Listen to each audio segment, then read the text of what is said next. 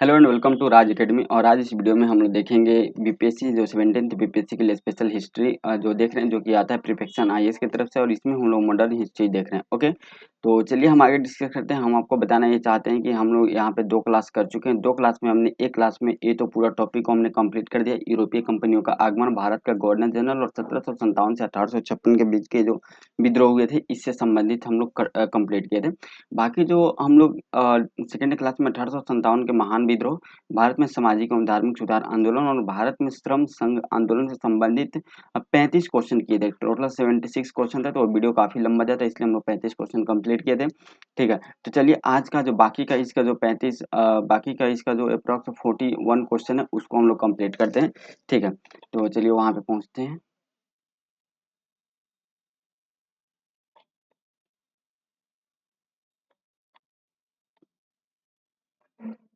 Okay.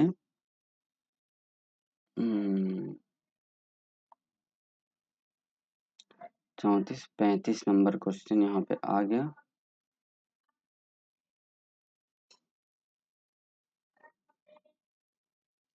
थोड़ा सा हम टॉपिक देख लेते हैं, क्या वही टॉपिक है क्या।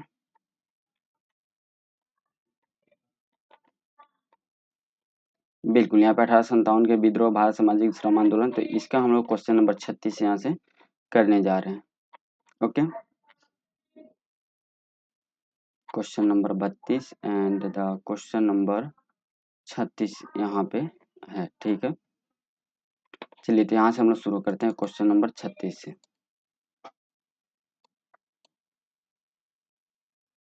क्वेश्चन नंबर 36 बोल रहा है, ठीक है, कि भारत में सामाजिक एवं धार्मिक सुधार आंदोलन के उद्भव के विविध कारणों में से कौन सा एक सही नहीं है। यानी भारत में सामाजिक एवं धार्मिक सुधार आंदोलन के जो बहुत सारे कारण होते हैं, उनमें से कौन सा एक नहीं है, ये आपको बताना है।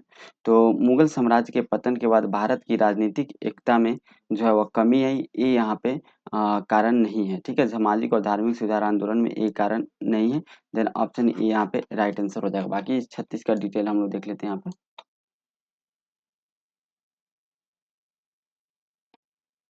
ठीक है, भारत में सामाजिक एवं धार्मिक सुधार आंदोलन में पश्चिम के वैज्ञानिक ज्ञान, बुद्धिवाद, मानवतावाद के सिद्धांतों का भारतीय जनमानस पर व्यापक प्रभाव पड़ा था। ठीक है, जो सामाजिक और धार्मिक सुधार आंदोलन होता है, उसमें पश्चिमी जो सभ्यता थी उसको बहुत व्यापक प्रभाव पड़ा था भारतीय पे। और राजा राम मोहन राय भी जो पश्चिमी सभ्यता थी उसको सपोर्ट करते थे, यानी पश्चिमी का जो शिक्षा था उसको सपोर्ट करना चाहते थे, क्योंकि हमारे भारतीय समाज में बहुत सारा जो है अफवाह था, बहुत सारा जो अंधविश्वास था, सती प्रथा, बलि प्रथा, ये सब को लेकर भारतीयों के साथ साथ कतिपय यूरोपीय विद्वानों तथा विलियम जोन्स, मैक्स मुलर आदि ने भी इन आंदोलनों का सहयोग प्रदान किया।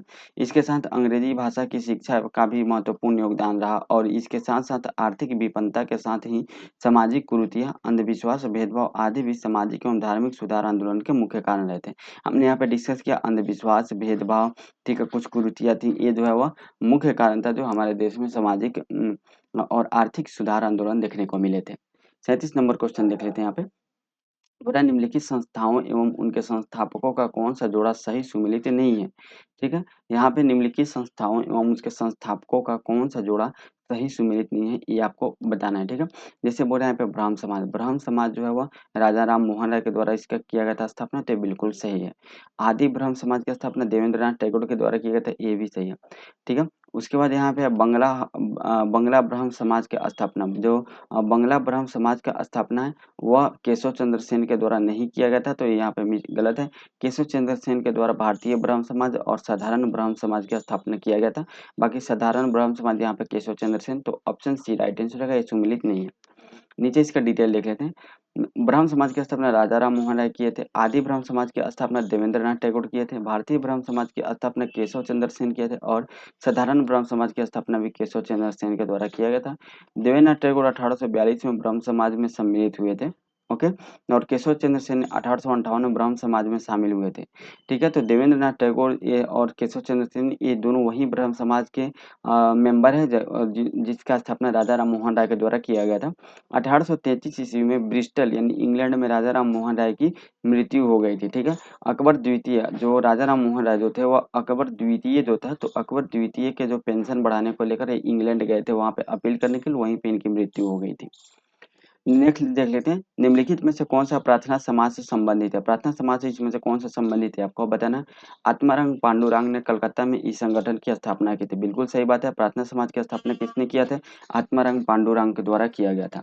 इसकी स्थापना 1867 में केशव चंद्र सेन की मदद से की गई थी। ये भी सही पॉइंट है। 1867 में जो आत्माराम पांडुरंग ने केशव चंद्र सेन की मदद से प्रार्थना समाज की स्थापना किए थे। प्रार्थना समाज की पूर्ववर्ती परमहंस सभा थी। ठीक है, इसके पूर्ववर्ती जो है वो परमहंस सभा है। समाज हिंदू रूढ़िवादिता के साथ टकराव पर निर्भर था। ठीक है, जो इसमें समाज था हिंदू रूढ़िवादिता के टकराव पर निर्भर था। तो इसमें से कौन सा जो है वो पॉइंट सही है, तो सभी पॉइंट सही है, ऑप्शन डी, सॉरी सभी पॉइंट सही नहीं है। ठीक है, यहाँ पे आत्माराम पांडुरंग जो है इसका प्रार्थना समाज की स्थापना आत्माराम पांडुरंग, सॉरी एक सेकंड, हम लोगों ने ऊपर देखा,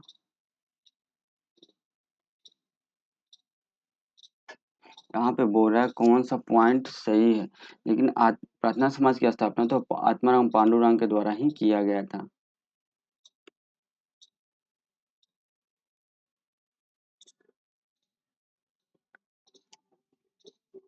और प्रार्थना समाज की पूर्ववर्ती परमहंस थी। ठीक है, तो यहाँ पे सही बोल रहा है कि 2 और 3 है। ठीक है, बाकी हम लोग ये देख लेते हैं क्योंकि आत्माराम पांडुरंग भी कलकत्ता इसका जो है स्थापना की। अच्छा, एक सेकंड एक सेकंड, एक कलकत्ता में नहीं, ये बॉम्बे में किए थे। ओह सॉरी, माफ कीजिएगा, यहाँ पे हमने क्वेश्चन जो है बॉम्बे में किए थे, इसलिए एक गलत हो जाएगा मिस पॉइंट। बाकी आत्माराम पांडुरंग ही प्रार्थना समाज की स्थापना किए थे। यहाँ पे कलकत्ता नहीं होकर बॉम्बे होगा। ठीक है, ये तो यहाँ पे 1 नंबर पॉइंट गलत है। ठीक है, 1 नंबर गलत है तो ये भी गलत हो गया। ठीक है, बाकी यहाँ पे जो है समाज हिंदू रूढ़िवादिता के साथ टकराव पर निर्भर था। हिंदू रूढ़िवादिता के साथ टकराव पर निर्भर नहीं थे, तो ये भी पॉइंट गलत है। तो 2 और 3 से ये, बाकी इसका हम डिटेल देख लेते हैं। आंसर इसका बी हो जाएगा। देखिए, एक छोटा सा मिस्टेक से हम भी यहाँ पे कंफ्यूज हो गए, तो एग्जाम में ऐसे ही होता है। तो क्वेश्चन जल्दबाजी में नहीं पढ़ना, आराम से पढ़ना है। यहाँ पे हम लोग फिर से आराम से अब देखते हैं। 1867 में केशव चंद्र सेन ने आत्माराम पांडुरंग को बॉम्बे में प्रार्थना समाज स्थापित करने में मदद की थी। ठीक है, कहाँ पे, बॉम्बे में।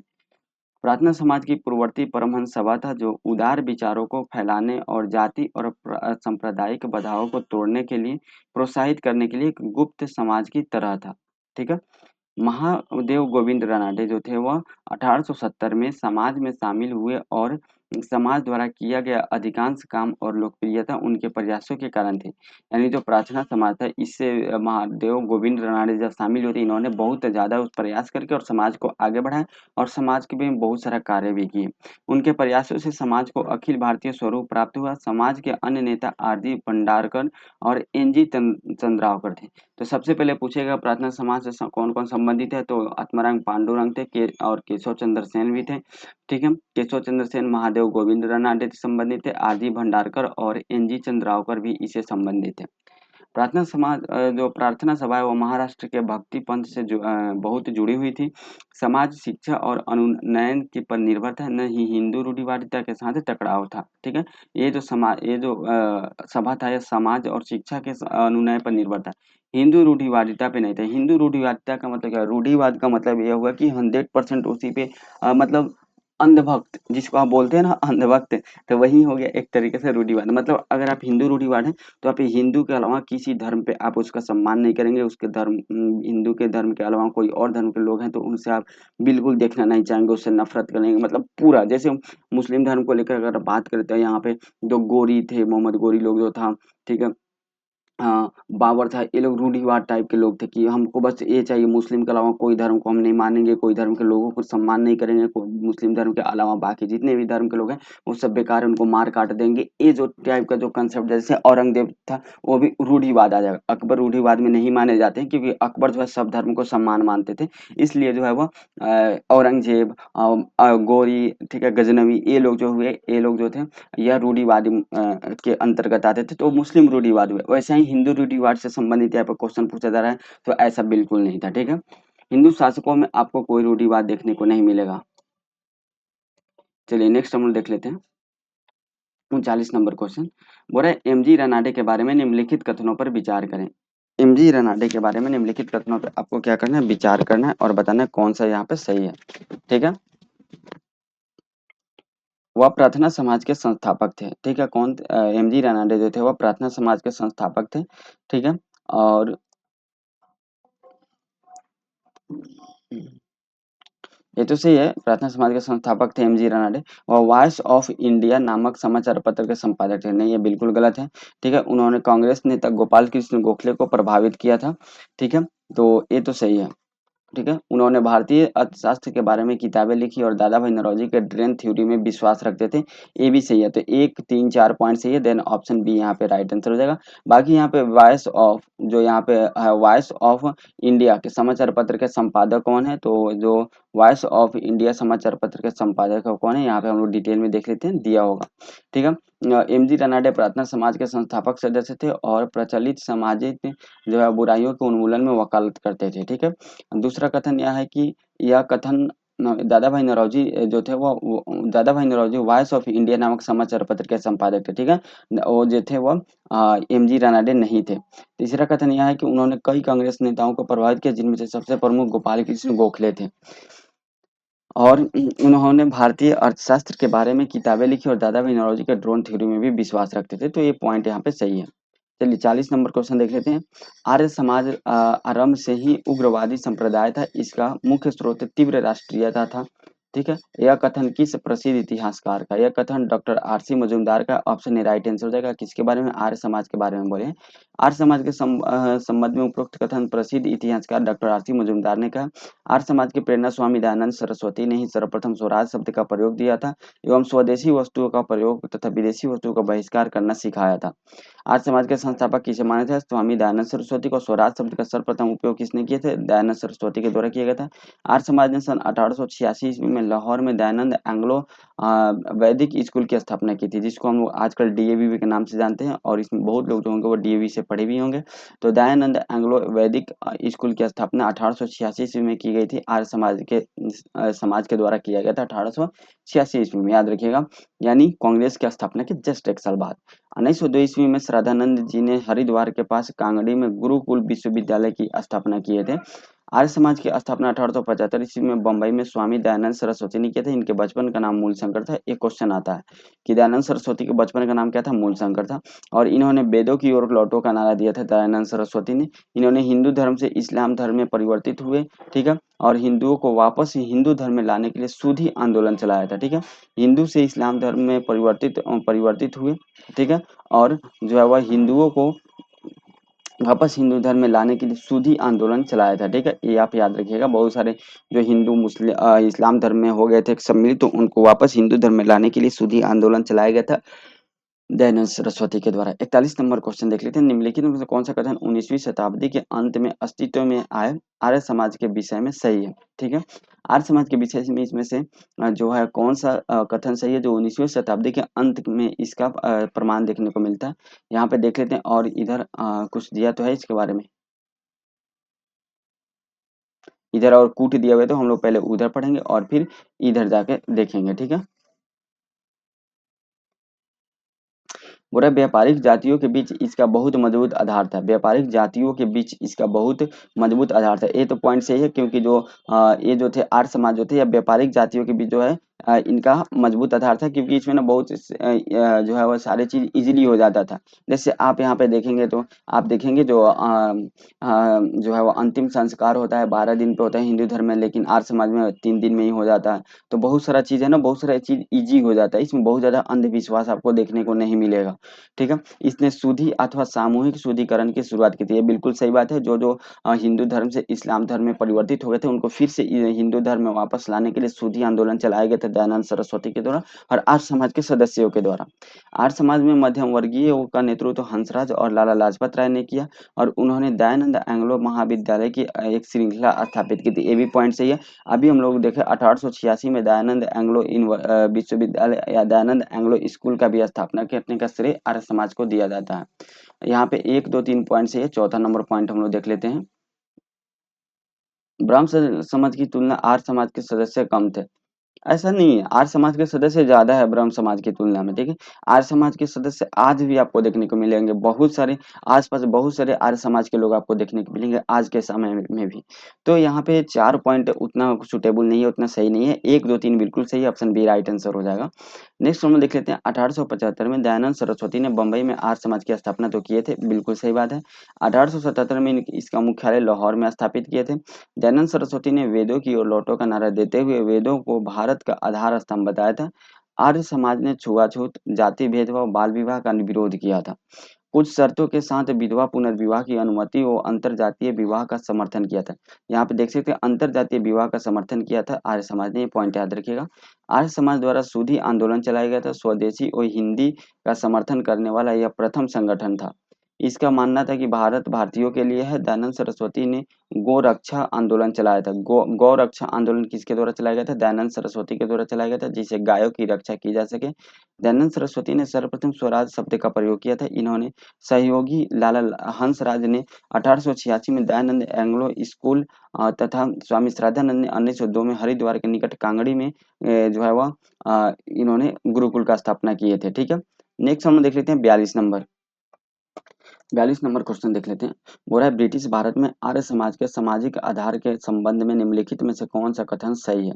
ठीक है, ब्रिटिश भारत में आर्य समाज के सामाजिक आधार के संबंध में निम्नलिखित में से कौन सा कथन सही है, ये आपको बताना है। ठीक है, तो यह मुख्यतः पंजाब और पश्चिम उत्तर प्रदेश में अवस्थित है, बिल्कुल सही है। और यह मुख्यतः व्यापार जातियां इसमें समावेश थी, ये भी पॉइंट सही है। दोनों पॉइंट हम लोगों ने ऊपर देख लिया था। ठीक है, क्योंकि इसका स्थापना कहाँ हुआ था? बम्बई में हुआ था, और बम्बई में ऊपर ही पंजाब पश्चिम उत्तर प्रदेश में फैलते चला गया। यह ब्रह्म समाज की तुलना में बहुत अधिक सीमित था, ऐसा कोई पॉइंट नहीं है। ठीक है, अभी हम लोगों ने सेम चौथा नंबर पॉइंट 41 नंबर क्वेश्चन का चौथा नंबर पॉइंट भी लगभग यही था, तो ए पॉइंट भी मिस गलत है यहाँ पे। तो सही उत्तर 1 और 2 हो जाएगा, ऑप्शन ए राइट आंसर हो जाएगा। नेक्स्ट देख लेते हैं यहाँ पे। बोल रहा है आर्य समाज की स्थापना 1875 में दयानंद सरस्वती ने बंबई में की थी। 1877 ईस्वी में इसका मुख्यालय लाहौर में स्थापित किया गया था। आर्य समाज का मुख्य रूप से पंजाब और पश्चिम उत्तर प्रदेश में विस्तृत था तथा इसमें अधिकांश व्यापारी वर्ग के लोग शामिल थे। इसका विस्तार ब्रह्म समाज की तुलना में अधिक व्यापक था। ब्रह्म समाज की स्थापना 1828 में राजा राम मोहन राय ने कलकत्ता में की थी। ठीक है, नेक्स्ट हम देख लेते हैं दयानंद सरस्वती के बारे में निम्नलिखित कथनों पर विचार करें। ठीक है, यहाँ पे कथन और यहाँ पे नीचे कूट दिया हुआ है। ठीक है, इधर और कुछ दिया हुआ है क्या? नहीं, इसके बाद डायरेक्ट डिस्कशन दिया, व्याख्या दिया हुआ है। चलिए तो हम लोग देख लेते हैं। ठीक है, तो दयानंद सरस्वती के बारे में देखना है। भारत के बारे में उनके दृष्टिकोण में एक वर्गहीन और एक जाति विहीन समाज शामिल था। ठीक है, ये सही बात है। उनके अनुसार जो है वो भारत में जो है वह भारत के बारे में उनका जो दृष्टिकोण था, एक तो एक वर्गहीन समाज और जाति विहीन समाज शामिल था। ठीक है, इनके विचार उनकी प्रसिद्ध कृति सत्यार्थ प्रकाश में जो है वह प्रकाशित था। ठीक है, जो सत्यार्थ प्रकाश में उन्होंने लिखे थे। सत्यार्थ प्रकाश किसे? दयानंद सरस्वती से संबंधित है। उन्होंने भारतीय पुनर्जागरण का जो जनक है वो राजा राम मोहन राय को बोला जाता है। किसे? राजा राम मोहन राय को बोला जाता है, ये पॉइंट गलत है। दयानंद माया में पलायनवादी हिंदू विश्वास में दृढ़ता से विश्वास करते थे। दयानंद जो थे माया में पलायनवादी हिंदू विश्वास में विद्विता से विश्वास करते थे, नहीं है, बी पॉइंट गलत है। ठीक है, तो 1 और 2 यहाँ पे सही है, यहाँ पे सही विकल्प चुनना है, ऑप्शन सी राइट आंसर हो जाएगा। आइए इसके बारे में हम लोग डिटेल देख लेते हैं। बोला है कि पहला कथन, यह कथन सही है। आर्य समाज आंदोलन स्वरूप भले ही पुनरुत्थानवादी हो, लेकिन पश्चिमी प्रभाव की प्रतिक्रिया का परिणाम था। इसके संस्थापक दयानंद सरस्वती अमूल शंकर का जन्म गुजरात के पुराने मोरवी राज्य में एक ब्राह्मण परिवार में हुआ था। वे वर्गहीन और जाति विहीन समाज के समर्थक थे। ठीक है, दयानंद के विचार उनके प्रसिद्ध कार्य Satyarth Prakash, the truth exposition, अगर इंग्लिश में है द ट्रू एक्सपोजिशन, जो है इसको सत्यार्थ प्रकाश बोला जाता है, में प्रकाशित थे। ठीक है, तीसरा कथन यह गलत है। राजा राम मोहन राय जो है अक्सर भारतीय पुनर्जागरण का जनक कहा जाता है। नेक्स्ट हम देख लेते हैं। दयानंद ने सभी भौतिक अस्तित्व के चल रहे विषय के रूप में माया भ्रम में पलायनवादी हिंदू विश्वास की कड़ी आलोचना की और भगवान के साथ मिलन की तलाश के लिए बुरी दुनिया से बचकर मोक्ष प्राप्त करने के संघर्ष के रूप में मानव जीवन का लक्ष्य बताया है। नेक्स्ट हम देख लेते हैं 44 नंबर क्वेश्चन। यहाँ पे कथन आपको बताना है।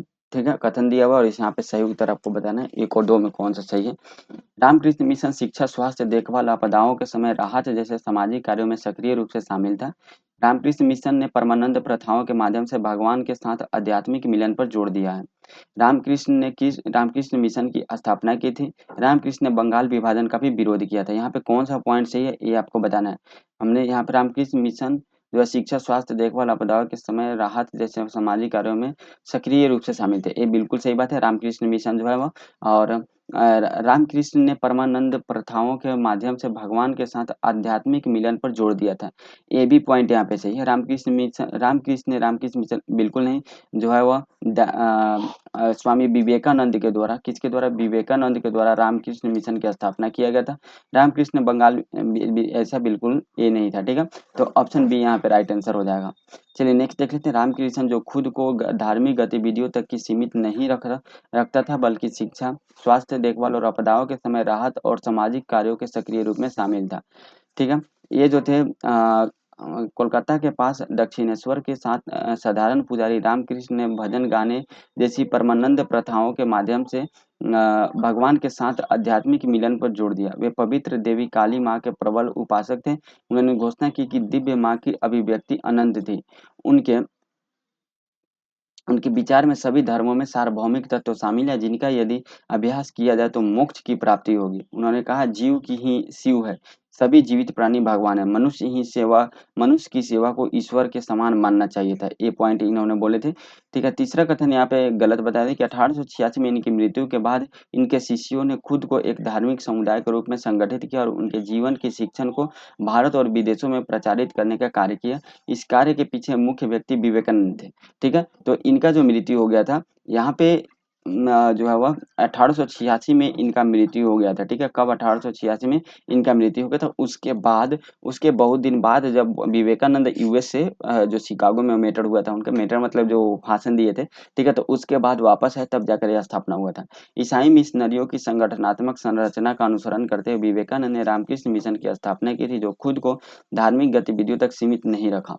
ठीक है, बल्कि उसने शिक्षा, समाज, देखभाल और आपदाओं के समय राहत जैसे सामाजिक कार्यों के सक्रिय रूप में शामिल था। तो ये पॉइंट आपको याद रखना है। यानी जो यहाँ पे क्वेश्चन यहाँ पे ये बोल रहा है कि जो रामकृष्ण मिशन है, रामकृष्ण मिशन जो सभा है, ये अपने आप को धार्मिक संगठनों तक शामिल नहीं रखा। ठीक है, ये समाज में जो भी आपदाएं होती थी, शिक्षा होती थी या समाज की जो भी कुरीतियां होती थी, उसको दूर करने में भी इसने काफी योगदान दिया है।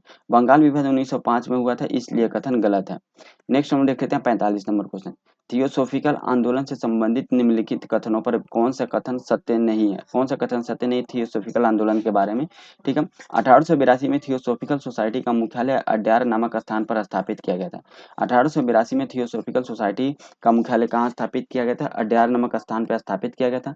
सोसाइटी ने मुख्यतः कौन सा कथन सही नहीं है आपको बताना है। तो ये पॉइंट तो सही है। 1882 में अड्यार में जो है थियोसॉफिकल सोसाइटी का गठन किया गया था। सोसाइटी ने मुख्यतः ईसाई धर्म के प्राचीन विरासत एवं पहचान को पुनर्स्थापित करने का प्रयास किया था। ये पॉइंट यहाँ पे जो है वह सत्य नहीं है। ठीक है, ऑप्शन बी यहाँ पे राइट आंसर हो जाएगा। एनी बेसेंट 1893 में भारत आई थी, ये भी पॉइंट सही है। ठीक है, तो यहाँ पे बी गलत है। नेक्स्ट हम लोग देख लेते हैं। इस आंदोलन की शुरुआत दो पाश्चात्य बुद्धिजीवियों ने मैडम एच.वी. व्लाटोवस्की और कर्नल एम.एस. ऑलकॉट के द्वारा किया गया था और 1875 में अमेरिका में इन्होंने थियोसॉफिकल सोसाइटी की स्थापना की थी। कब? 1875 में। आप बताइए कि 1875 में भारत में कौन सा सभा का स्थापना हुआ था या कौन सा समाज का स्थापना हुआ था, ये आपको बताना है। किंतु 1882 में भारत में इन्होंने सोसाइटी की स्थापना मद्रास के निकट अड्यार में किया था। सोसाइटी ने मुख्यतः हिंदू धर्म की प्राचीन विरासत एवं पहचान को पुनर्स्थापित करने का प्रयास किया। एनी बेसेंट 1893 में भारत आई और 1907 में कर्नल ऑलकॉट की मृत्यु के पश्चात एनी बेसेंट ने इसकी अध्यक्ष चुनी गई थी। ठीक है, तो ये ईसाई धर्म के नहीं बल्कि हिंदू धर्म के जो प्राचीन विरासत थे उनको पुनर्स्थापित करने का प्रयास ये लोग करते थे।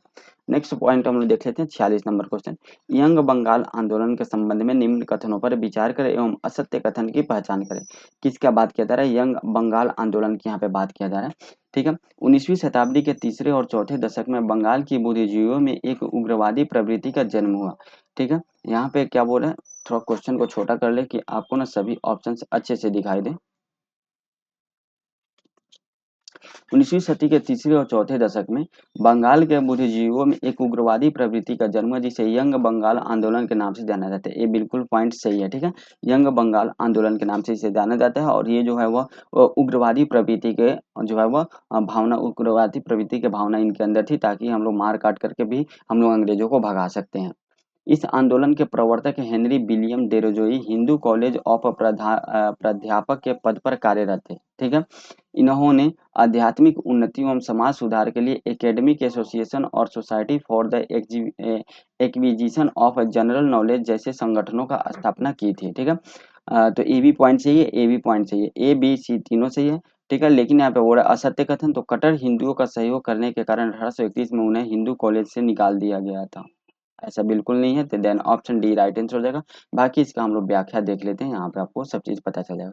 कट्टर हिंदियों से मतभेद होने के कारण डेडजोई को 1831 में हिंदू कॉलेज से निकाल दिया गया था। यहाँ पे सहयोग दिया हुआ, लेकिन यहाँ पे क्या है, मतभेद होने के कारण, ठीक है। तो ये याद रखिएगा। कॉलेज से निकाले जाने के बाद इन्होंने ईस्ट इंडिया नामक दैनिक समाचार पत्र का संपादन किया। इस आंदोलन का प्रमुख केंद्र हिंदू कॉलेज था, ठीक है। 1831 ईस्वी में ही डेडेजू की मृत्यु हो जाने के कारण यह आंदोलन बिखर गया। यंग बंगाल आंदोलन के जो प्रवर्तक हेनरी विलियम डेरोजोई थे, डेरोजोई के पेशे से प्राध्यापक यानी हिंदू कॉलेज के प्राध्यापक थे। इन्होंने 1826 से 31 के दौरान इस आंदोलन का नेतृत्व किया था। इनकी 1831 में मृत्यु के साथ ही आंदोलन समाप्त हो गया, और यह आंदोलन मुख्यतः देशी एवं बौद्धिक आंदोलन था, एक प्रकार का देशी और बौद्धिक आंदोलन था। नेक्स्ट हम लोग देख लेते हैं 47 नंबर क्वेश्चन। सत्य शोधक समाज से संबंधित निम्नलिखित कथनों पर विचार करें। सत्य शोधक समाज के बारे में निम्नलिखित कथनों पर विचार करना है, ठीक है। सत्यशोधक समाज से संबंधित निम्नलिखित कथनों पर विचार करें, ठीक है। इस समाज के नेता और सदस्य उच्च जाति के लोग थे, ठीक है। नेता और सदस्य कितने कैसे थे, उच्च जाति के लोग थे। ज्योतिबा फुले ने ब्राह्मणों के प्रतीक चिन्ह राम के विरोध में राजा बलि को अपने आंदोलन पर प्रतीक चिन्ह बनाया था, ठीक है। ज्योतिबा फुले ने क्या किया था, ज्योतिबा फुले सत्यशोधक समाज से संबंधित थी और काफी एक्टिव रही थी इसमें। तो इन्होंने क्या किया था, ब्राह्मणों के प्रतीक चिन्ह राम के विरोध में राजा को बलि राजा को बलि को अपने आंदोलन का प्रतीक बनाया था, ठीक है। ज्योतिबा फुले को उनके सामाजिक सुधार के कार्यों के लिए महान पुरुष की उपाधि भी दी गई है। इस समाज का उद्देश्य सामाजिक सेवा था, ठीक है। तो यहाँ पे जो है ये नेता सदस्य उच्च जाति के थे, बिल्कुल नहीं। यहाँ पे एक नंबर देखिए, यहाँ पे आप जब सेकंड लाइन पढ़ेंगे कि ब्राह्मणों के प्रतीक चिन्ह जो राम थे उनको बलि के रूप में इन्होंने अपना प्रतीक बनाया था, क्योंकि जो पहले उच्च जाति के लोग थे वो निम्न जाति के लोगों पे काफी अत्याचार करते थे। तो इसी को लेकर सत्य शोधक समाज जो था यह आया, इसका बनाया गया, और जो उच्च जाति के लोग थे उनके विरुद्ध ये बिल्कुल था। तो यहाँ पे उच्च जाति के सदस्य इसमें बिल्कुल नहीं हो सकते हैं, ठीक है। तो ये पॉइंट तो बिल्कुल गलत है। फिर यहाँ पे बात करते हैं हम लोग 2 नंबर पॉइंट, तो बिल्कुल सही है, ठीक है। फिर यहाँ पे ये बोल रहा है कि ज्योतिबा फुले ने उनके सामाजिक सुधार के कार्यों के लिए महान पुरुष की उपाधि इनको नहीं दी गई थी, ठीक है। तो ये पॉइंट भी यहाँ पे गलत है। बोल रहा है कि इस समाज को जो सामाजिक सेवा था, बिल्कुल यहाँ पे 4 नंबर पॉइंट चाहिए, 2 और 4 चाहिए, ऑप्शन सी राइट आंसर हो जाएगा। ज्योतिबा फुले माली जाति में पैदा हुए थे। इन्होंने सत्यशोधक समाज की स्थापना वर्ष 1873 में की थी। इस समाज के नेता एवं सदस्य निम्न जाति के लोग थे। इस समाज का मुख्य उद्देश्य सामाजिक सेवा तथा स्त्रियों एवं निम्न जाति के लोगों के बीच शिक्षा का प्रसार करना था। फूले के उनके सामाजिक सुधार कार्यों के लिए महात्मा की उपाधि दी गई थी। क्या चीज की महात्मा की उपाधि दी गई थी, ज्योतिबा फुले को उनके सामाजिक कार्य के लिए महान पुरुष की उपाधि नहीं दी गई थी। चलिए 48 नंबर क्वेश्चन देख लेते हैं। महाराष्ट्र में ज्योतिराव फूले के सत्यशोधक समाज के आंदोलन के बारे में निम्नलिखित कथनों में से कौन सा कथन सत्य है। अब ये महाराष्ट्र से रिलेटेड पूछ रहा है, ठीक है। तो सत्यशोधक समाज की स्थापना 1873 में हुई थी, बिल्कुल सही बात है, ठीक है। किसके द्वारा किया गया था, ज्योतिबा फूले के द्वारा किया गया था। फूले ने तर्क दिया कि ब्राह्मण अन्य देशीय आर्यों के संत थे। ये भी पॉइंट है, क्योंकि आर्य लोग जो थे वो खुद को अपना श्रेष्ठ मानते थे। जब आप प्राचीन भारत पढ़ेंगे तो आर्य लोग क्या करते थे, खुद को श्रेष्ठ मानते थे। तो अन्य देशीय आर्यों के संतान ये लोग थे। ये ज्योतिबा फुले का एक कहना था, ठीक है। और ये 1880 से 1890 के दशकों में कुणवी किसानों पर फूले का ध्यान केंद्रित करने के फलस्वरूप मराठा पहचान विशिष्ट बनी थी। ये भी पॉइंट चाहिए थे, 1, 2, 3 तीनों सही है, देन ऑप्शन डी यहाँ पे राइट आंसर हो जाएगा। सत्यशोधक समाज वर्ष 1873 ईस्वी में ज्योतिबा गोविंद राव फूले के शुरू किया गया था। इसका मुख्य उद्देश्य ब्राह्मणवाद और उसकी कुरीतियों के विरुद्ध आवाज उठाना था। इन्होंने मूर्ति पूजा, कर्मकांडों, पुजारियों के वर्चस्व एवं पुनर्जन्म स्वर्ग के सिद्धांतों का विरोध किया था। अपने विचारों का प्रचार दैनिक दीनबंधु अपनी पुस्तक गुलामगिरी और रायत आसूद का द्वारा किया था। 1880 एवं 1890 के दशक में इन्होंने कुनबी किसानों पर ध्यान केंद्रित किया था। ठीक है, इसके फलस्वरूप मराठा पहचान विशिष्ट बनी थी। ठीक है, ये पॉइंट यहाँ पे तीनों पॉइंट सही है। 49 नंबर क्वेश्चन देख लेते हैं। बोला ज्योतिबा फुले ने विधवाओं के लिए अनाथालय और घर खोले थे। ठीक है, ज्योतिबा फुले ने बाल विवाह का विरोध किया और विधवा पुनर्विवाह का समर्थन किया था। तो इसमें से कौन सा सही है आपको बताना है। तो यहाँ पे जो है ए और कथन भी सही है और कारण भी सही है, लेकिन एक दूसरे का जो है वो ये तो दिया ही नहीं है सही है स्पष्टीकरण। कथन सही है और कारण कथन के लिए उपयुक्त है। दोनों गलत है, कारण सही है और लेकिन कथन जो है अप्रासंगिक है। कथन सही है लेकिन कारण कथन के लिए अप्रयुक्त उपयुक्त नहीं है। यहाँ पे ए राइट आंसर होना चाहिए। बाकी हम लोग देख लेते हैं 49 नंबर क्वेश्चन। ये यहाँ पे सही आंसर है। ठीक है, यहाँ पे ज्योतिबा फुले ने विधवाओं के लिए अनाथालय और घर खोले क्योंकि ज्योतिबा और उनकी पत्नी सावित्री बाई फुले ने अपना जीवन दलित वर्गों और महिलाओं के उत्थान के लिए समर्पित कर दिया। उनका काम गुलामगिरी यानी गुलामी एक महत्वपूर्ण पाठ है जिसमें उनकी रचना विचारों का सारांश दिया गया है। ठीक है, तो ऑप्शन ए उसका सही आंसर हो जाएगा। 50 नंबर क्वेश्चन देख लेते हैं। निम्नलिखित संगठनों का कालानुक्रम में व्यवस्थित किए करें। ठीक है, सबसे पहले क्या क्या हुआ था, तो सबसे पहले यहाँ पे विधवा विवाह संघ हुआ था। ठीक है, विधवा विवाह संघ की स्थापना कब हुआ था, 1861 में हुआ था। ठीक है, उसके बाद यहाँ पे पूना सार्वजनिक सभा का गठन हुआ था। पूना सार्वजनिक सभा का गठन कब हुआ था, 1870 में हुआ था। फिर यहाँ पे दक्कन एजुकेशन सोसाइटी की स्थापना 1884 में हुआ था। तो ऑप्शन सी राइट आंसर हो जाएगा। यहाँ पे देख सकते हैं रनाडे जो 1842 से 1901 में विधवा विवाह संघ की 1861 में इन्होंने गठन किए थे। पूना सार्वजनिक सभा का गठन 1870 में हुआ था और डेक्कन एजुकेशन सोसाइटी की जो स्थापना 1884 में हुआ था। ठीक है, मतलब इसके जो तीनों के संस्थापक रनाडे देव थे, एमजी रनाडे वहीं। ठीक है, जिनके बारे में भी हम लोग ऊपर डिस्कस किए हैं।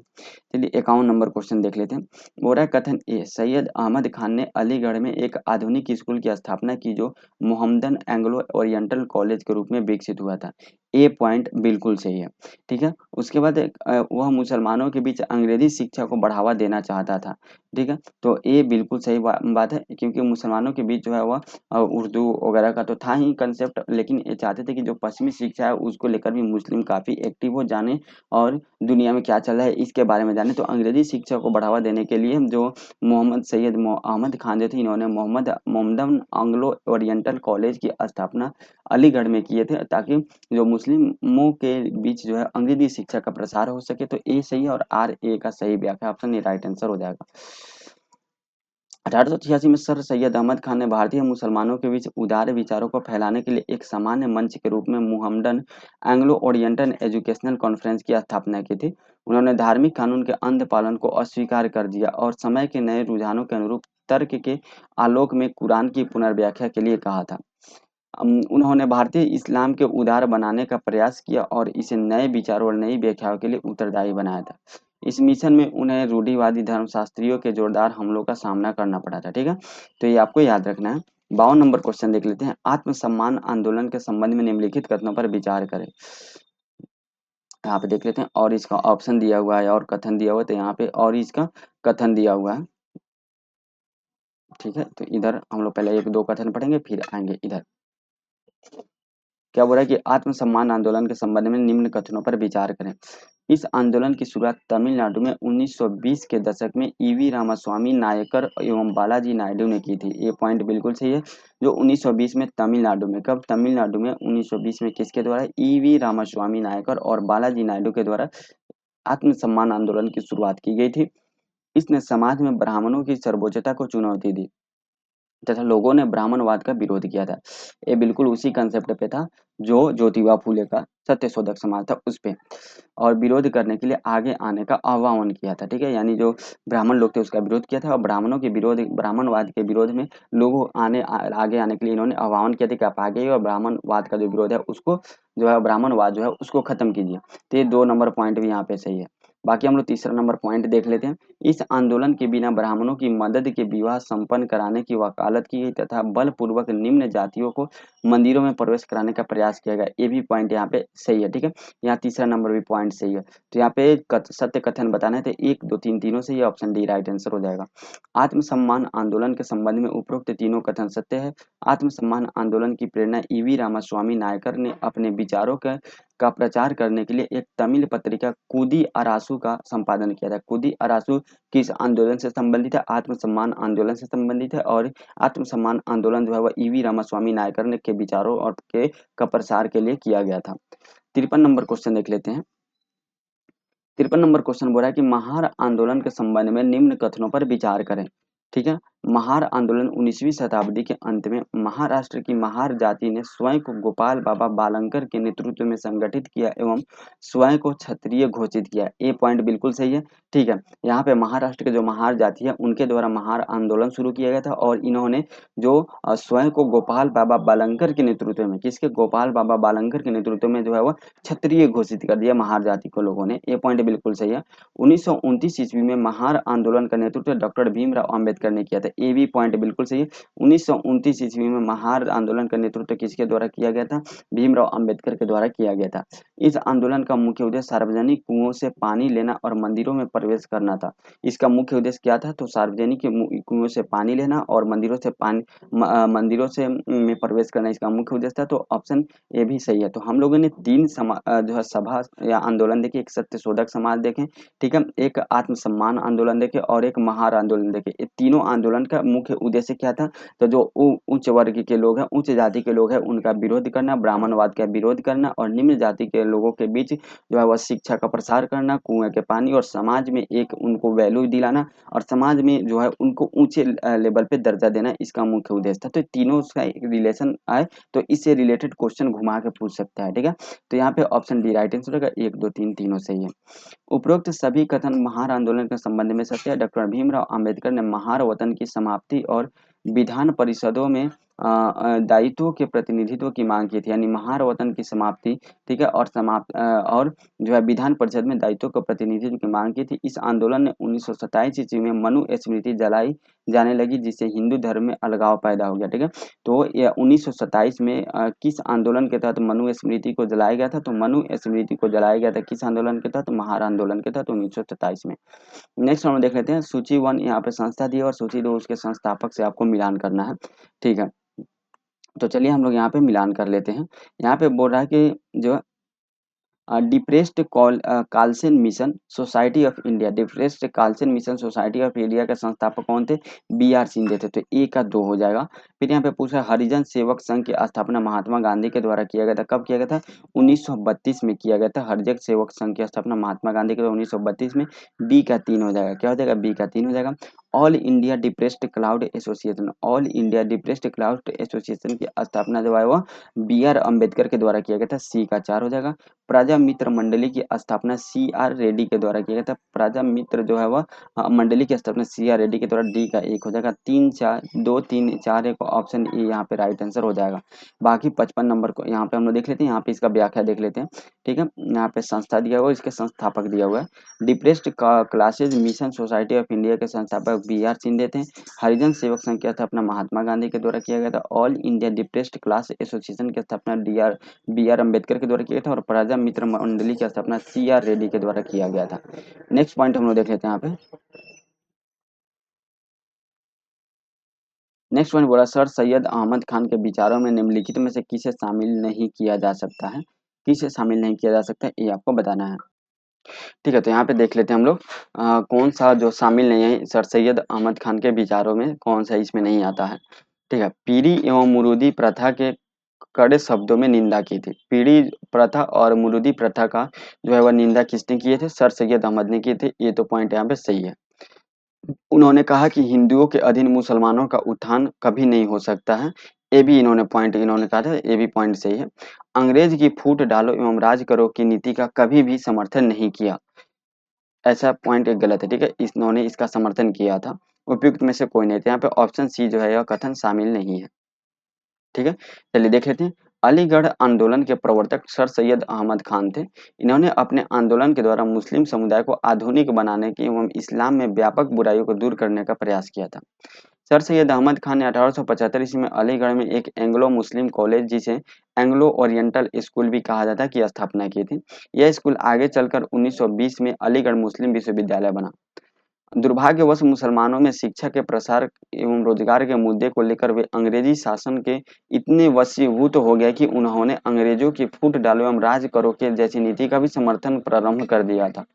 अंग्रेजों के प्रति उनके समर्थन से प्रसन्न होकर 1888 में अंग्रेज सरकार ने उन्हें नाइटहुड की उपाधि प्रदान की। उन्होंने अपने विचारों का प्रचार तहजीब उल अखल अखलाक नामक पत्रिका में किया था।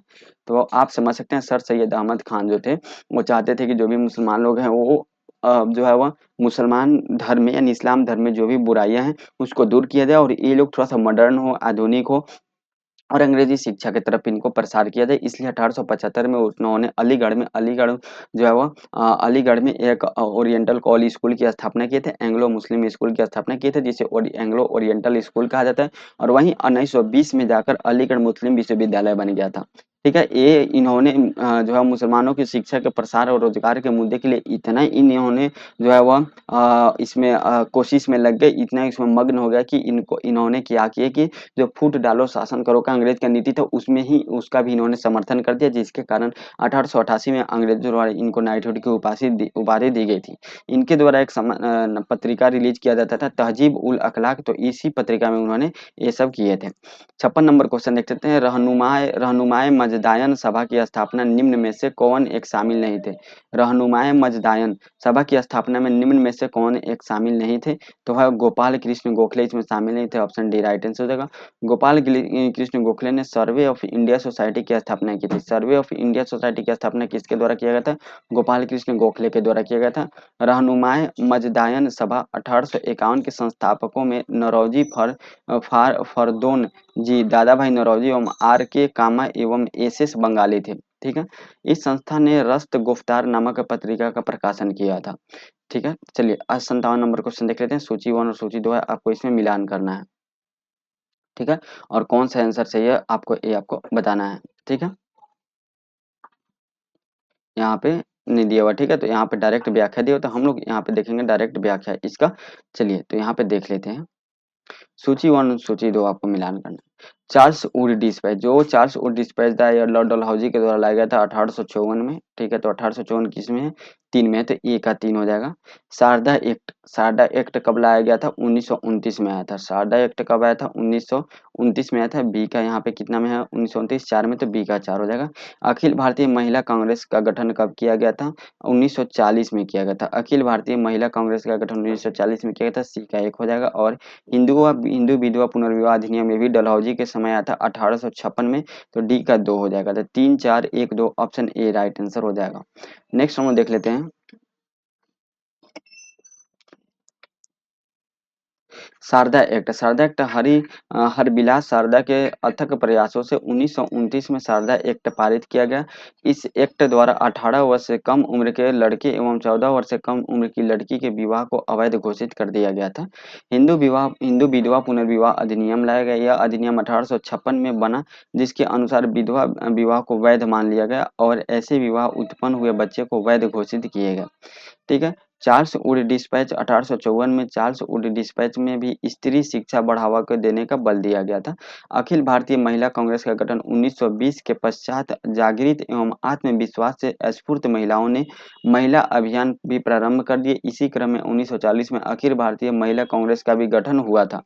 नेक्स्ट हम देख लेते हैं 58 नंबर। ठीक है, 58 नंबर क्वेश्चन को हम लोग देख लेते हैं। यहाँ पे संस्था दिया हुआ और उसके संस्थापक दिया हुआ है, ठीक है। तथ्य बोधिनी सभा, और यहाँ पे दिया हुआ है, तो तथ्य बोधिनी सभा जो है इसके संस्थापक देवेंद्र नाथ टैगोर हैं। आर्य समाज के संस्थापक कौन है? दयानंद सरस्वती है। ए का 4 हो जाए, ए का 1, बी का 4 हो जाएगा। और दीनबंधु सार्वजनिक सभा के संस्थापक कौन है? ज्योतिबा फुले है। और प्रार्थना समाज के किससे संबंधित है? महादेव गोविंद रानडे से संबंधित है। तो सी का 2 और डी का 3 हो जाएगा। 1, 4, 2, 3 ऑप्शन ए राइट आंसर हो जाएगा। बाकी यहाँ पे देख लेते हैं हम लोग, जो यहाँ पे तत्व बोधनी सभा का स्थापना 1839 ईस्वी में देवेंद्र नाथ टैगोर के द्वारा किया गया था। आर्य समाज की स्थापना 1875 ईस्वी में दयानंद सरस्वती के द्वारा किया गया था। दीनबंधु सार्वजनिक सभा की स्थापना 1884 में ज्योतिबा फुले के द्वारा किया गया था। और प्रार्थना समाज की स्थापना 1867 ईस्वी में महादेव गोविंद रानडे एवं आत्माराम पांडुरंग के द्वारा किया गया था। 59 नंबर क्वेश्चन, निम्नलिखित जोड़ियों पर विचार करें। सोशल सर्विस लीग जो नारायण मल्हार जोशी के द्वारा जो है संबंधित है, तो ये बिल्कुल सही बात है। रामकृष्ण मिशन, रामकृष्ण परमहंस बिल्कुल नहीं, रामकृष्ण परमहंस इससे संबंधित नहीं, इससे जो है वो विवेकानंद संबंधित है, ठीक है, क्योंकि इसके स्थापना से पहले रामकृष्ण परमहंस की मृत्यु हो गई थी। सेवा सदन, सेवा सदन जो है दयानंद सरस्वती, तो सेवा सदन से जो है वो दयानंद सरस्वती ये भी संबंधित नहीं है, ठीक है। देव समाज शिव नारायण अग्निहोत्री ये संबंधित है, तो 1 और 4 यहाँ पे सही हो जाएगा, ऑप्शन ए राइट आंसर हो जाएगा। बाकी यहाँ पे हम लोग डिटेल देख लेते हैं। गोखले की अनुयायी नारायण मल्हार जोशी ने जनता के लिए जीवन और कार्य के बेहतर और उचित स्थितियां सुनिश्चित करने के उद्देश्य से बॉम्बे में सोशल सर्विस लीग की स्थापना की थी। तो सोशल सर्विस लीग की स्थापना कहाँ हुआ था? बॉम्बे में हुआ था। किसके द्वारा किया गया था? नारायण मल्हार जोशी के द्वारा। और ये किसके अनुयायी थे? गोखले के अनुयायी थे। रामकृष्ण की मृत्यु के बाद स्वामी विवेकानंद ने 1897 में रामकृष्ण मिशन की स्थापना की थी। रामकृष्ण मठ और मिशन ए मुख्यालय की कलकत्ता के पास बेलूर है, ठीक है, बेलूर में स्थित है रामकृष्ण मठ। तो 1897 में किसका? विवेकानंद के द्वारा रामकृष्ण मिशन की स्थापना की गई थी। और रामकृष्ण परमहंस की मृत्यु कब हुआ था? 1/8/86 यानी 1886 में हो गया था। एक पारसी समाज सुधारक बेहराम जी एम मालाबारी 1908 में सेवा सदन की स्थापना किए थे। तो सेवा सदन की स्थापना कब हुआ था? सबसे पहले याद रखना 1908 में हुआ था, ठीक है। किसके द्वारा किया गया था? तो मालाबारी, आप ये इतना याद रखिए, मालाबारी के द्वारा किया गया था। एक बेहराम जी मालाबारी थे, उनके द्वारा किया गया था। और वह पारसी समाज सुधारक थे, तो ये आपको याद रखना है। बाकी पॉइंट हम लोग यहाँ देख लेते हैं।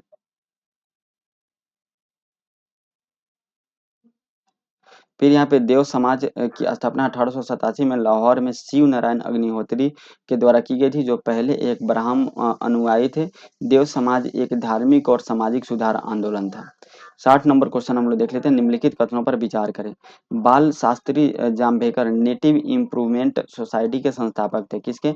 नेटिव इम्प्रूवमेंट सोसाइटी के संस्थापक थे। दादोबा पांडुरंग परमहंस मंडली के संस्थापक थे। यहाँ पे आपको विचार करना है कि कौन सा कथन गलत है, ठीक है। तो ये जो है बाल शास्त्री जाम्बेकर नेटिव इम्प्रूवमेंट सोसाइटी के संस्थापक थे।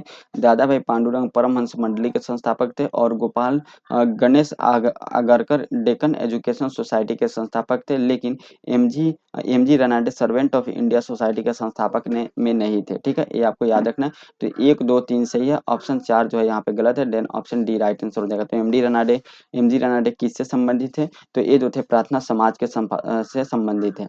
भारतीय राष्ट्रीय कांग्रेस के उत्तरदायी नेता गोपाल कृष्ण गोखले ने एमजी रनाडे की मदद से 1905 में सर्वेंट ऑफ इंडिया सोसाइटी की स्थापना की थी। सोसाइटी का उद्देश्य भारत की सेवा के लिए राष्ट्रीय मिशनरियों को प्रशिक्षित करना था। सभी संवैधानिक तरीकों से भारतीय लोगों को जो सच्चे हितों को बढ़ावा देना और निस्वार्थ कार्यकर्ताओं का एक कैडर तैयार करना था, जो धार्मिक भावना से देश के लिए अपना जीवन समर्पित करे, ठीक है। 1911 में समाज के विचारों को प्रस्तुत करने के लिए हितवाद का प्रकाशन शुरू हुआ था। किसका? हितवाद का प्रकाशन शुरू हुआ था। समाज ने राजनीतिक गतिविधियों और भारतीय राष्ट्रीय कांग्रेस जैसे संगठनों को अलग रहना शुरू चुना था। 1911 में जो है वह समाज के विचारों को प्रस्तुत करने के लिए हितवाद का प्रकाशन शुरू कर दिया था, ठीक है, ये आपको याद रखना है। चलिए 61 नंबर क्वेश्चन देख लेते हैं। परिपालन परिपालन जो होता है वह एसएनडीपी योगम के बारे में निम्नलिखित कथनों पर विचार करें। इसकी शुरुआत नारायण गुरु ने 1902 में कर्नाटक में की। यह एक धार्मिक आंदोलन था। 1903 में भारतीय कंपनी अधिनियम के तहत पंजीकृत किया गया था। उपरोक्त में से कौन सा कथन सही है? ठीक है, तो ये जो है वह यहाँ पे अच्छा परिपालन योगम के बारे में निम्नलिखित कथनों पर विचार करना है आपको, ठीक है। यहाँ पे इसकी शुरुआत नारायण गुरु ने 1902 में कर्नाटक में की थी, और ये तो बिल्कुल सही है। 1902 में इसका कर्नाटक में कर्नाटक में नहीं किया गया था, इसको केरल में किया गया था ना, वही तो, तब ये गलत हो जाएगा। ठीक है, ये एक धार्मिक आंदोलन था। ठीक है, तो यह एक धार्मिक आंदोलन नहीं था, एक समाज सुधारक आंदोलन था। ठीक है, तो ये धार्मिक आंदोलन नहीं था, ए बी पॉइंट गलत है। 1903 में भारतीय कंपनी अधिनियम के तहत पंजीकृत किया गया था, ए पॉइंट यहाँ पे सही है, देन ऑप्शन बी जो है राइट आंसर हो जाएगा। ठीक है, यहाँ पे हाँ देखिए, यहाँ पे केरल लिखा हुआ है। 1902 में केरल में श्री नारायण गुरु ने धर्म परिपालन योगम की स्थापना की थी। एसएनडीपी आंदोलन दलित वर्गों और उच्च जातियों के बीच संघर्ष के पैदा हुए क्षेत्रीय आंदोलन का एक उदाहरण था। एसएनडीपी योगम ने कई मुद्दे उठाए थे, जैसे पब्लिक स्कूलों में प्रवेश का अधिकार, सरकारी सेवाओं में भर्ती, सड़कों तक पहुंच और मंदिरों तक प्रवेश और राजनीतिक प्रतिनिधित्व आदि का। समग्र रूप से आंदोलन ने परिवर्तनवादी संरचनात्मक परिवर्तन लाए, जैसे कि ऊपर की ओर सामाजिक गतिशीलता, सत्ता के पारंपरिक वितरण में बदलाव और पिछड़ी जातियों के एक बड़े समूह में संघ बनाना, ये इसमें महत्वपूर्ण था। 62 नंबर क्वेश्चन देख लेते हैं, निम्नलिखित कथनों पर मिलान करें। यहाँ पे अंग्रेजी मिशनरी दिया हुआ है, यहाँ पे पारसी मिशनरी दिया हुआ है, तो मिलान करना है तो इधर का भी पॉइंट हम लोग को देखना पड़ेगा। ठीक है,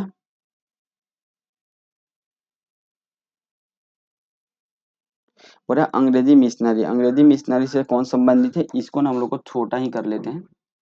चलिए अब यहाँ पे दिखेगा।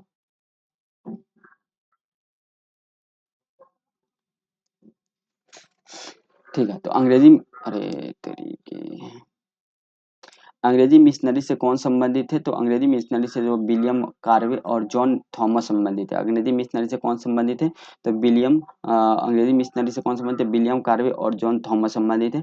पारसी समाचार पत्र से कौन संबंधित है, तो वह संबंधित है जो है वह राष्ट्र गुप्ता जो है पारसी समाचार पत्र था। ठीक है, और पारसी समाचार पत्र था। इस क्वेश्चन को हम लोग डायरेक्ट व्याख्या देख लेते हैं। ठीक है, चलिए इसको ना डायरेक्ट व्याख्या देख लेते हैं हम लोग।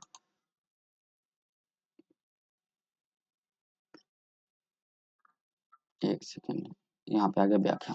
ठीक है, बोला अंग्रेजी मिशनरी से संबंधित कौन थे, विलियम कार्वे और जॉन थॉमस जो है अंग्रेजी मिशनरी से संबंधित है। पारसी समाचार पत्र रोस्ट गुप्तार जो है पारसी समाचार पत्र से संबंधित है। देवबंद आंदोलन मोहम्मद कासिम नानोतवी जो है वह देवबंद आंदोलन से संबंधित है। और विवेकानंद जो थे वह मॉर्निंग स्टार से संबंधित है, ये आपको याद रखना है। 63 नंबर क्वेश्चन देख लेते हैं। 63 नंबर क्वेश्चन बोल रहा है कि पूर्व सार्वजनिक सभा के संबंध में निम्नलिखित कथनों पर विचार करें। ठीक है, एमजी रनाडे के संगठन में महत्वपूर्ण भूमिका निभाए थे, ये बिल्कुल सही बात है। जो है वह एमजी रनाडे जो थे इसमें जो पूना सार्वजनिक सभा में से भी इन्होंने महत्वपूर्ण भूमिका निभाए थे। सभा ने लोगों के उनके राजनीतिक अधिकारों के प्रति जागृत किया था। इसने 1878 के स्थानीय प्रेस अधिनियम का भी विरोध किया था। ठीक है, तो ये दोनों पॉइंट बिल्कुल सही है, 2 और 3, 1 2 3 बिल्कुल सही है। और इन्होंने अमृत बाजार नहीं, अमृत बाजार पत्रिका से तो ये कहाँ संबंधित है। ठीक है, तो ऑप्शन सी यहाँ पे राइट आंसर हो जाएगा। नीचे बाकी इसका हम लोग व्याख्या देख लेते हैं। ठीक है, पूना सार्वजनिक सभा की स्थापना 2 अप्रैल 1870 को पूना में एक स्थानीय मंदिर के संचालन को लेकर लोगों के असंतोष के कारण की गई थी। बॉम्बे प्रेसिडेंसी के प्रख्यात वकील विद्वान महादेव गोविंद रानडे ने एक प्रखर समाज सुधारक भी थे। इन्होंने सार्वजनिक सभा के गठन में प्रमुख भूमिका निभाई थी। कब हुआ था पूना सार्वजनिक सभा की स्थापना, 1870 में, और ये एक मंदिर निर्माण से संबंधित था। सभा के लोगों को उनके राजनीतिक अधिकारों के प्रति जागृत किया। इसने 1878 के वर्नाकुलर प्रेस एक्ट का भी विरोध किया था, यह सभा ने, पूना सार्वजनिक सभा। और अमृत बाजार पत्रिका की शुरुआत भारत में ब्रिटिश साम्राज्य के बंगाल प्रांत के जिला जोसोर के मगुरा के एक अमीर व्यापारी हरि नारायण घोष के पुत्र शिशिर घोष और मोतीलाल घोष ने किया था। शिशिर घोष और मोतीलाल घोष ने कौन सा अमृत बाजार पत्रिका का जो है वह प्रकाशन किए थे, ये आपको याद रखना है। 64 नंबर क्वेश्चन है, अखिल भारतीय ट्रेड यूनियन कांग्रेस के संबंध में निम्न में से कौन सा कथन सत्य नहीं है। ये कौन सा कथन सत्य नहीं है, तो अखिल भारतीय ट्रेड यूनियन कांग्रेस की स्थापना 1920 में हुई थी। कहाँ पे, बम्बई में, एक कथन सत्य है। प्रथम अध्यक्ष लाला लाजपत राय को चुना गया, ये भी पॉइंट सही है। प्रथम उपाध्यक्ष जोसेफ बैटी टस्टा तथा प्रथम महासचिव चमन लाल चुने गए थे, ये भी बिल्कुल सही है। ठीक है, लाला लाजपत राय से प्रथम नेता थे जिसने समाजवाद को साम्राज्यवाद से जोड़ने का प्रयास किया था, ऐसा बिल्कुल नहीं है। ऑप्शन डी राइट आंसर हो जाएगा। लाला लाजपत राय ऐसे प्रथम नेता थे जिसने पूंजीवाद को साम्राज्यवाद से जोड़ने का प्रयास किया था, तभी तो इन्होंने जो अखिल भारतीय व्यापार, जो अखिल भारतीय, ठीक है, जो ट्रेड यूनियन कांग्रेस है इसके में इन्होंने शामिल हुए थे, तब तो ये पूंजीवादी को जो है वह साम्राज्यवाद से जोड़ेंगे। इनके अनुसार साम्राज्यवाद एवं सैन्यवाद पूंजीवादी की जुड़वा संतानें हैं। नेक्स्ट पॉइंट हम लोग देख लेते हैं यहाँ पे।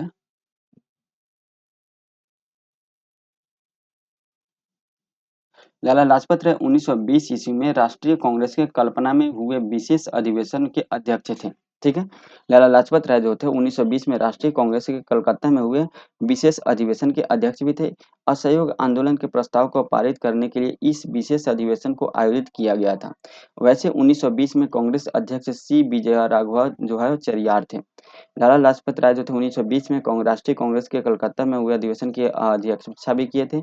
ठीक है, और असहयोग आंदोलन के प्रस्ताव को पारित करने के लिए इस विशेष अधिवेशन को आयोजित किया गया था। 1920 में कांग्रेस अध्यक्ष के सी विजय राघवा के चरियार चरियार थे, आपको याद रखना है। बाकी हम लोग 65 नंबर क्वेश्चन देख लेते हैं। भारत में श्रम संघ के विकास में जुड़ी निम्न घटनाओं को सही क्रम में सजाएं। श्रम संघ के में जो है श्रम संघ के विकास से जुड़ी जो घटनाएं हैं इस पे आपको विचार करना है। ठीक है, तो सबसे पहले जो है वह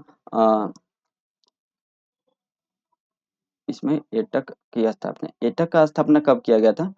एटक की स्थापना जो किया गया था, सबसे पहले श्रम संघ अधिनियम कब पारित हुआ था? श्रम संघ अधिनियम 1926 में पारित हुआ था।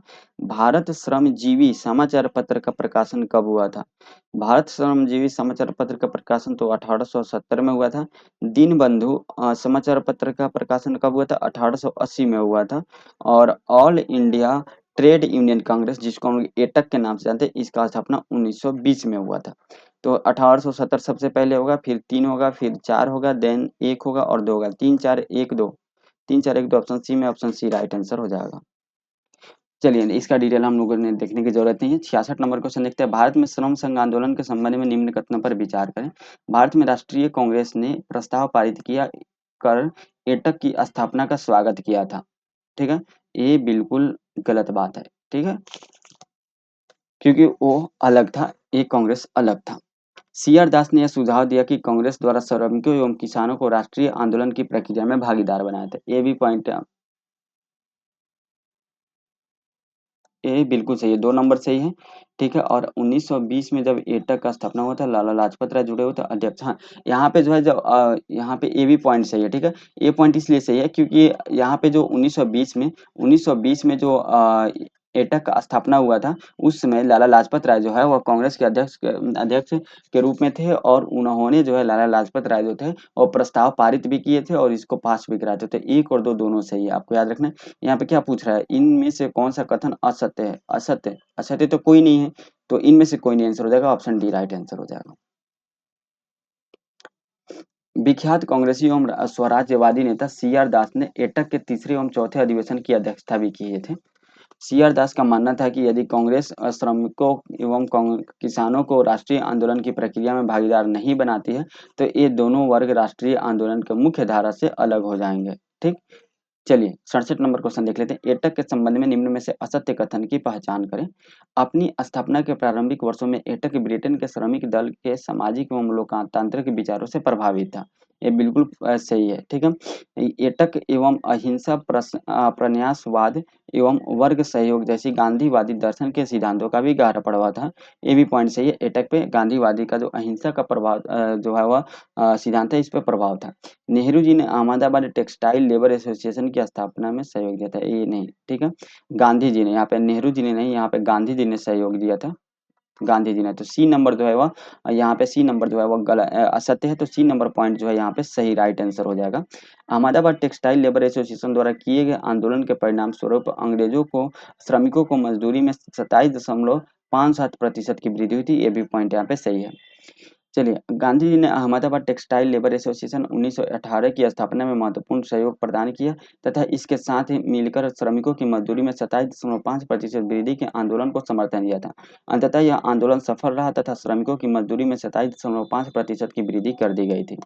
नेक्स्ट पॉइंट हम लोग देख लेते हैं। यहाँ पे सूची 1 और सूची 2 को आपको मिलान करना है। यहाँ पे श्रम संघ दिया हुआ है, यहाँ पे संस्थापक दिया हुआ है। ठीक है, श्रम संघ और संस्थापक दिया और आपको यहाँ पे मिलान करना है। लाल ट्रेड यूनियन कांग्रेस, लाल ट्रेड यूनियन कांग्रेस जो है वह रणदीबे से संबंधित है, रणदीबे के संस्थापक है। हिंदू मजदूर सेवक संघ, हिंदू मजदूर सेवक संघ के संस्थापक कौन है? वह है सुभाष चंद्र बोस। ठीक है, मद्रास श्रमिक सेवक संघ के संस्थापक कौन है? वह है बीपी वाडिया। और भारतीय राष्ट्रीय ट्रेड यूनियन कांग्रेस के संस्थापक कौन है? वल्लभ भाई पटेल है। ठीक है, तो यहाँ पे डी का 3 हो जाएगा, सी का 1 हो जाएगा, ठीक है, बी का 4 हो जाएगा और ए का 2 हो जाएगा। 2 4 1 3 ऑप्शन ए में, ऑप्शन ए राइट आंसर हो जाएगा। चलिए यहाँ पे हम लोग ये सेम चीज़ है तो ऊपर का ही नीचे देखने में कोई फायदा नहीं है। चलिए 69 नंबर क्वेश्चन देख लेते हैं। बोल रहा है भारतीय श्रम संघों के बारे में निम्न कथनों पर विचार करें। 1928 ईस्वी में बम्बई में एक कपड़ा मिल मजदूरों ने सबसे बड़ी हड़ताल की थी। ठीक है, तो ए पॉइंट बिल्कुल सही है। 1925 में साम्यवादी नेता एम एन रॉय ने अपने अपने को अखिल भारतीय ट्रेड यूनियन कांग्रेस से अलग कर इंडियन फेडरेशन ऑफ लेबर की स्थापना की थी। बिल्कुल एक गलत पॉइंट है, इसमें केवल एक ही सत्य है, ऑप्शन ए राइट आंसर हो जाएगा। 1940 ईस्वी में इन्होंने जो है एम एन रॉय ने अखिल भारतीय ट्रेड यूनियन से अलग करके इंडियन फेडरेशन ऑफ लेबर की स्थापना की थी। कब? 1940 में। 1947 ईस्वी में भारतीय राष्ट्रीय ट्रेड यूनियन कांग्रेस के प्रथम अध्यक्ष सरदार वल्लभ भाई पटेल बने थे। समाजवादियों के प्रयास से 1948 ईस्वी में हिंद मजदूर सभा की स्थापना हुई थी। 17 नंबर क्वेश्चन देख लेते हैं, निम्न कथनों पर विचार करें। ठीक है, 17 नंबर क्वेश्चन है कि मजदूर की पहली हड़ताल 1877 ईस्वी में नागपुर में हुई थी। ठीक है, यहाँ हड़ताल नागपुर के सूती मिल में हुआ था। ए पॉइंट बिल्कुल सही है। 1908 ईस्वी में तिलक के गिरफ्तार होने पर 20वीं सदी की पहली सबसे बड़ी राजनीतिक हड़ताल हुई थी। ये भी पॉइंट बिल्कुल सही है। लाल बावटा गिरनी कामगार यूनियन भारत का प्रथम क्रांतिकारी ट्रेड यूनियन था। ये भी पॉइंट सही है। देन ऑप्शन तीनों सही है, तो ऑप्शन डी राइट आंसर होगा, उपयुक्त सभी। भारत में क्रांतिकारी ट्रेड यूनियन की स्थापना 1928 ईस्वी में श्रीपाद अमृत डांगे ब्रेन ब्रेडले के सहयोग से मुंबई में लाला बाटला गिरनी कामगार यूनियन के नाम से की गई थी।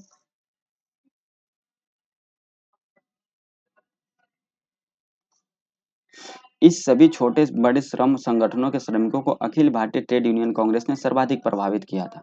71 नंबर क्वेश्चन लिखते हैं, भारत में श्रम संघ आंदोलन के संबंध में निम्न कथनों पर विचार करें। मार्च 1929 में सरकार ने 31 श्रमिक नेताओं को बंदी बना लिया तथा मेरठ लाकर उन पर मुकदमा चलाया था। श्रमिक नेताओं पर यह आरोप लगाया गया कि ये सम्राट को भारत की प्रमुखता से वंचित करने का प्रयास कर रहे थे। ठीक है, या तो ये दोनों पॉइंट यहाँ पे सही है। 1929 ईस्वी में सरकार ने 31 श्रमिक नेताओं को बंदी बना लिया था और मेरठ लाकर उन पर मुकदमा चलाया था। श्रम संघ आंदोलन से वो लोग संबंधित थे और टोटल 31 नेता, और श्रमिक नेताओं पर यह आरोप लगाया गया कि ये सम्राट को भारत की जो है वो प्रमुखता से वंचित करने का प्रयास कर रहे थे। तो यहाँ पे एक और दो दोनों सही, ऑप्शन सी राइट आंसर हो जाएगा। मार्च 1929 में सरकार ने श्रमिक नेताओं को बंदी बनाकर मेरठ लाकर उन पर मेरठ संयंत्र केस के तहत मुकदमा चलाया। इसे मेरठ संयंत्र केस के नाम से भी जाना जाता है। इन नेताओं में Muzaffar Ahmad, S A Dange, Joglekar, Philip Spratt, Ben Bradley, Shaukat Usmani तथा अन्य सम्मिलित थे। तो ये दोनों पॉइंट जो यहाँ पे सही है। 72 नंबर क्वेश्चन, निम्नलिखित कथनों में से कौन सा कथन असत्य है? असत्य कथन की आपको पहचान करना है। असत्य कथन कौन सा है? अखिल भारतीय ट्रेड यूनियन कांग्रेस एटक की स्थापना 1920 में हुई थी। कब हुआ था? 1920 में हुआ था। ये तो पॉइंट बिल्कुल सही है। लाला लाजपत राय एटक के द्वितीय अध्यक्ष लाला लाजपत राय नहीं थे। ये पॉइंट बिल्कुल गलत है। ठीक है, महारो का आंदोलन महाराष्ट्र में अंबेडकर के नेतृत्व में हुआ था। बिल्कुल 1929 में अंबेडकर जी का इसका नेतृत्व किया गया था। ये भी पॉइंट सही है। उपयुक्त में से कोई नहीं, तो ऑप्शन बी जो यहाँ पे गलत है, ऑप्शन बी राइट आंसर हो जाएगा। असत्य कथन की पहचान करना है। ठीक है, जो यहाँ पे भारत में व्यापार संघ आंदोलन का नेतृत्व 1920 में स्थापित अखिल भारतीय ट्रेड यूनियन कांग्रेस एटक ने किया। लाला लाजपत राय इसके प्रथम अध्यक्ष थे तथा एवं दीवान चमन लाल इसके प्रथम सचिव थे। महाराष्ट्र में डॉक्टर भीमराव अंबेडकर के नेतृत्व में महारो का आंदोलन हुआ था। 73 नंबर क्वेश्चन, 1929 में नागपुर में संपन्न all India trade union Congress की अध्यक्षता किसने की थी? इसकी अध्यक्षता जवाहरलाल नेहरू के द्वारा किया गया था 1929 में। ठीक है, तो ऑप्शन ए राइट आंसर हो जाएगा। 1929 में नागपुर में संपन्न all India trade union Congress की अध्यक्षता जवाहरलाल नेहरू ने की थी। एटक की स्थापना एम एन जोशी ने 1920 में किया था तथा इसके प्रथम अध्यक्ष लाला लाजपत राय थे। इस संगठन की स्थापना बम्बई में की गई थी। इसके प्रथम अध्यक्ष जोसेफ बैप्टिस्टा एवं महामंत्री चमन लाल बजाज थे। एम एन रॉय लेनिन के निमंत्रण पर मॉस्को गए। कम्युनिस्ट इंटरनेशनल के सदस्य बनने वाले पहले भारतीय ये बने थे। ठीक है, एम एन रॉय। वर्ष 1940 में एम एन रॉय द्वारा रेडिकल डेमोक्रेटिक दल की भी स्थापना की गई थी। बीपी वाडिया के नेतृत्व में वर्ष 1918 में स्थापित मद्रास मजदूर संघ भारत का प्रथम आधुनिक मजदूर संघ था। अहमदाबाद टेक्सटाइल लेबर एसोसिएशन की स्थापना वर्ष 1918 में महात्मा गांधी ने की थी, ये आपको याद रखना है। ठीक है, चलिए यहाँ पे देख लेते हैं हम लोग। तो हम लोग यहाँ पे समाप्त कर दिए उस टॉपिक को। टोटल जो उसका 73 क्वेश्चन था, वो 73 क्वेश्चन को हम लोगों ने यहाँ पे कंप्लीट कर लिया है। ठीक है, लगभग 73 इसमें क्वेश्चन थे और इसको 2 क्लास में हम लोगों ने कंप्लीट किया। जो नेक्स्ट हम लोग का टॉपिक होगा, उसमें टॉपिक में हम लोग पढ़ेंगे कि भारत में 1857 के बाद हुए प्रमुख कृषक आंदोलन, भारत में अंग्रेजों की भू राजस्व नीति और भारतीय शासन का आर्थिक प्रभाव, भारत में आधुनिक शिक्षा का विकास। इससे हम लोग जो है, इससे संबंधित हम लोग मेन पॉइंट जो क्वेश्चन है उसको देखेंगे। अप्रोक्स इसमें भी 50 के आसपास क्वेश्चन है, तो इसको नेक्स्ट क्लास में देखेंगे। उम्मीद करते हैं आज का क्लास आपको बहुत पसंद आया होगा और मिलते हैं नेक्स्ट क्लास में। अगर आपको वीडियो अच्छा लगता है तो आप लोग इस चैनल को सब्सक्राइब करके बेल आइकन को दबा दें ताकि आने वाले सभी वीडियो का नोटिफिकेशन आपको मिलते रहे। मिलते हैं नेक्स्ट वीडियो में। आज की वीडियो में तब तक के लिए जय हिंद, जय भारत।